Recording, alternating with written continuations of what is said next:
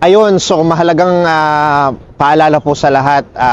Alam ko marami nag-aabang nitong information na to. So, ayun po, regarding po sa fora, okay? So, bigyan ko lang kayo ng maiksing background. Yung fora, nabuo po yan dahil nga sa mga problema sa buhok ng ating mga kliyente.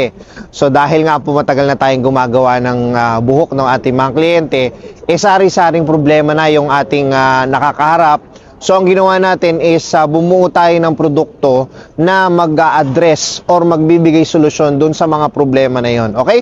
So, magandang balita po dahil na andito na ang ating, meron na tayong Lazada, meron na tayong TikTok, meron na tayong Facebook, meron na rin tayong Shopee. So, ilalagay ko po yun. So, ilalabas po namin or ipopost namin sa inyo yung link, okay? So, ang gagawin nyo lang ay i-press yung link na yun and then nandun na. Pwede na kayong umorder, okay, ng gusto ninyong produkto. Okay, so, bago ang lahat, syempre, nag-focus muna tayo sa 4 na product ng Fora.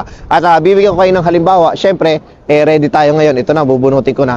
Pack, okay. So, ito po, dito muna ako magfo-focus sa product na ito. Okay, so, isang maiksing experience lang, kaninang umaga, kahapon pala, sinubukan ko yung shampoo na ginamit ko dito sa Amsterdam. And, ang resulta dun sa aking buhok, halos tuyong-tuyo, nawala yung aking moisture sa scalp, nawala rin yung moisture sa aking buhok.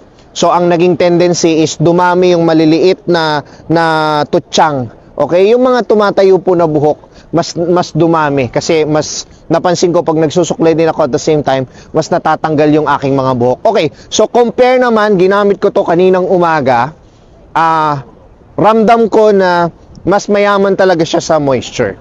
Mas binibigyan niyang halaga yung nagbibigay siya ng care doon sa buhok talaga. So, yun ang ipagmamalaki namin dito sa product na ito. Kasi talagang sa Fora, kasi talagang sinubukan na namin to ng mahabang panahon at napakadaming kliyente na nagsasabi na maganda talaga yung produkto. Okay? So, sa mga susunod po na video, ipapaliwanag pa namin ng mas detalyado yung tungkol dito sa mga product na ito. Pero for now, ito po, Fora.